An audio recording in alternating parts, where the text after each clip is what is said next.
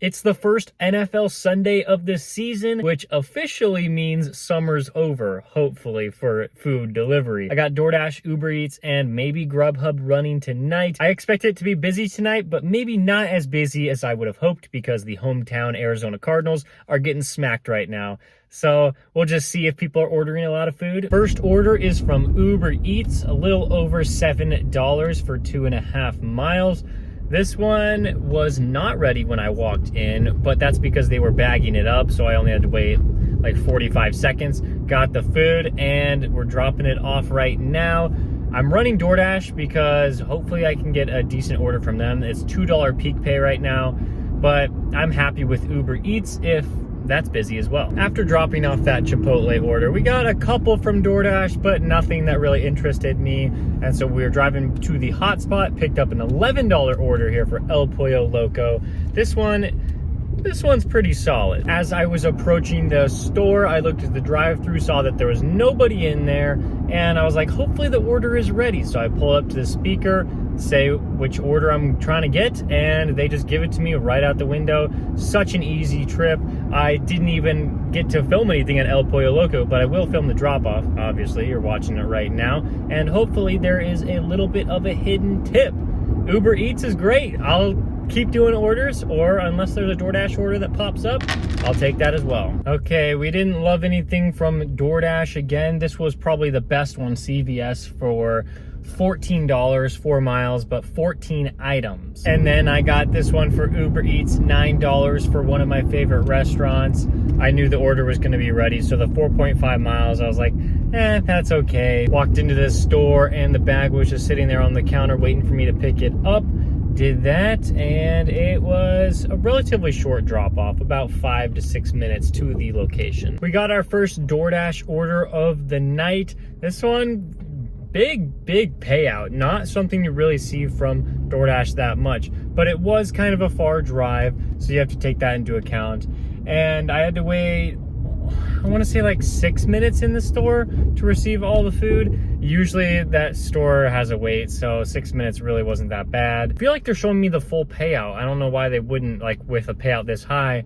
And I got all the way up to their 4th floor apartment, dropped it off, and there's $14. So they were hiding 25 cents from me. That's pretty good, $14, and it probably took like 25 minutes to complete that. We got some crazy action going on after dropping off the Doordash Oregano's order. I was driving closer to a busy area, and I got this offer from Doordash, $11.75, I believe, for a restaurant I've never been to before. And I'm like, okay, I'll accept it, just to see if the orders are going to be ready or if they are going to make me wait, because then I won't have to guess anymore. I can just either accept the good offers or I could just reject all of them. It was in an area that I didn't love so much. Parking was hard to find, but I did park the car, turned off the engine, started walking to the restaurant, and then I had Ubereats turned on. I did, because I was like, I don't know if I'm in love with this offer. It's 6 miles. And I got True Food Kitchen over $10, $10.05, 2.6 miles. And I'm like, oh, this is a much better offer, much better.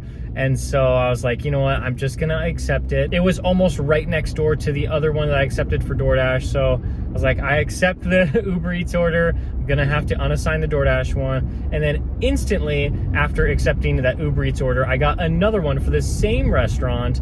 And this one, I think both of them could have hidden tips. Then I went to go unassign the Doordash order, and we got some weird things happening.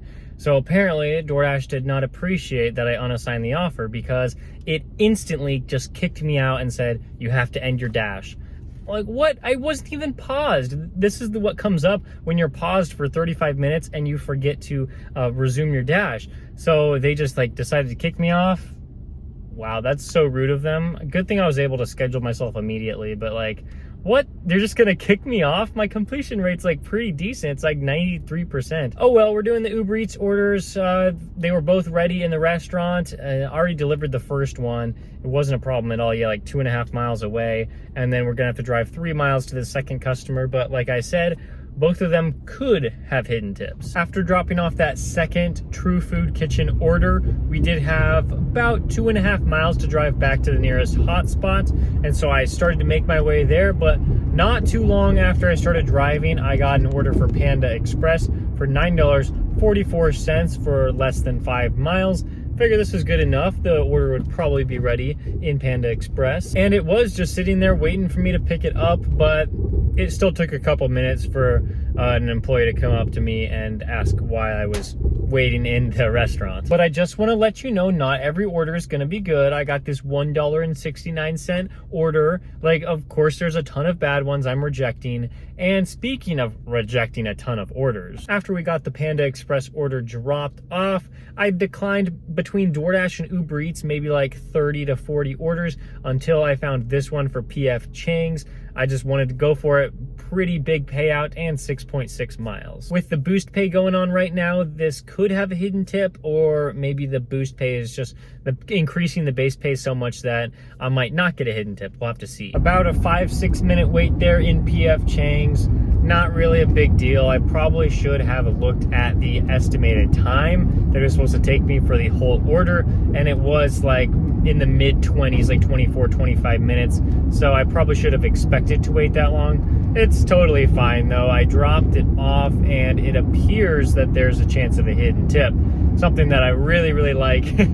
So right before we dropped it off, we got another order for Uber Eats. This one around $11 for Pita Jungle.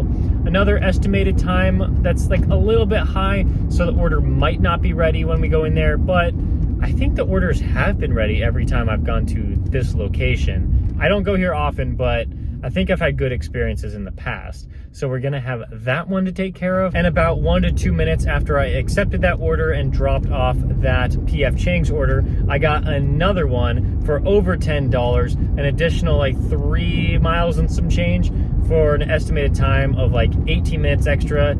It sounds like that could be a really great order as well.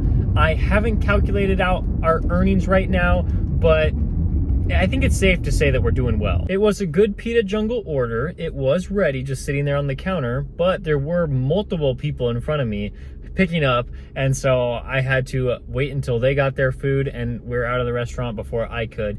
So I was in there about like 6 minutes, but the order was ready, just sitting there. So after we did that, we drove like 2-3 minutes to the next restaurant, picked it up. It was just sitting there on the rack, and then, man, this is why I would love if Uber Eats actually showed me where I was dropping off and I could zoom in on the map.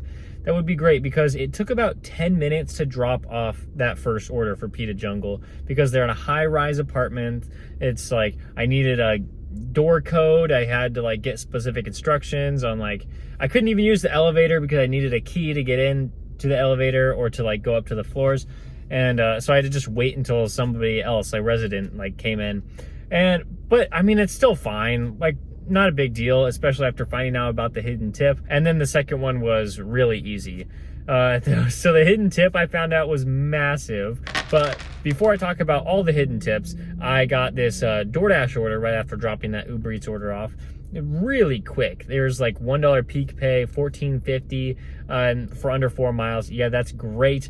And we got them both dropped off. The first one had a little bit of a hidden tip, and the second one also had a hidden tip. So that was great. But then I found out about the hidden tip on like the past couple orders. We had a huge one of like $40 and another one of like 20 something. Like, this is nuts. So what am I doing on DoorDash? Let's go back to Uber Eats. So after we turned on Uber Eats and we paused ourselves on DoorDash, okay, we do have to, like, we've been declining a ton of orders along the way, but when I saw this payout, $19 for 8 miles, I'm like, yeah, we're gonna do that. Like, I cannot pass that up. I don't care if it's 8 miles. So we did that, but not only just that, we got a stacked order for $9.50. And this one was to PF Chang's. Back to PF Chang's, where we got a huge hidden tip earlier in the day. So yeah, we're gonna have to do that as well. These both could have hidden tips, I believe. So we haven't found out yet, but that's really promising. First drop off was so easy. It was a house, and then the second drop off was a hotel. But I always get like notifications from Uber saying like, do not go up to the guest floors. Like, I guess that's a Marriott policy. And so I just like left it in the lobby. So that's a lot easier than going up to the 3rd floor to deliver it. But I texted the customer to let them know that I wasn't able to get up there. and they were fine with me just leaving it in the lobby. And then we were driving back to my original hotspot and picked up an amazing shop and pay order. This one was $18, could have a hidden tip, and there was only 2 items on the order. I guess the base pay was so high because there was no one in that area that was willing to use their Uber Eats Plus card, something that I have that not a lot of other drivers have. With all those huge Uber Eats orders, we will put that shift behind us. We are done for the day, $31.60 on DoorDash over 2 different shifts, and on Uber Eats, around $190. So about 220 total. That is such an amazing shift for in like 5 hours. I haven't looked at my mileage yet, but I think it's somewhere around 100 in these 5 hours. If you want to see some behind the scenes of how I find the largest Uber Eats orders on the platform, click on the video right here. And don't forget, we're doing a giveaway this month. The full details are in the description where you could win money from me. Thank you so much for watching. I'll see you tomorrow.